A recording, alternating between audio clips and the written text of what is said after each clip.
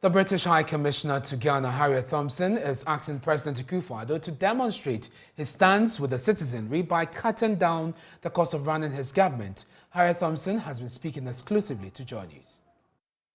But what would you say about government's handling of the situation in itself, for instance, such that it can prevent what you're talking about, that you don't see it happening? I know that government is discussing with the IMF particularly what are the right ways to get the situation under control.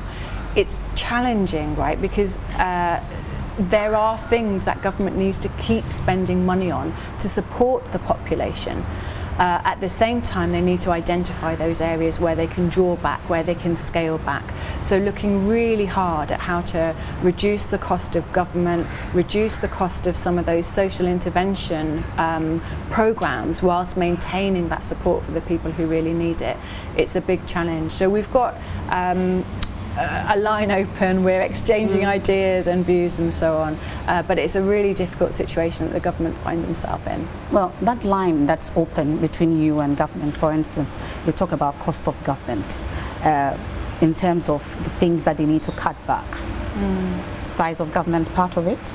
Are there any other key areas that you're hoping that government would take a look at to be able to take us out of the situation? One of the things that I talk to them about is my own experience as a UK civil servant, where over the years since I've started, more years than I care to mention, we've gradually seen just the belts being tightened and economies being made, and it's at quite a low level. For example, no more free coffee and tea for civil servants, no more biscuits in meetings for civil servants, and it's all things that at the time caused huge kind of, oh, they're taking this away from us, and now it's just normal and nobody expects that should be provided, and people think very hard about how taxpayers' money is spent in an appropriate way.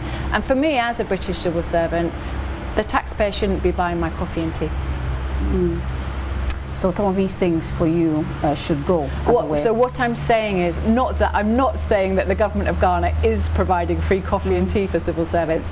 I'm saying that really looking at the cost of government is an important place to start, including because people need to see that we are in this together, and that the pain that is sadly undoubtedly going to remain for a while as the world comes through these economic challenges, we need to be sharing that pain.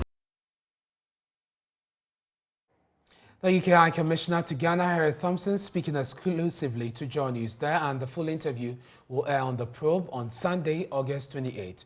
This is News Desk with me, Ernest Menu.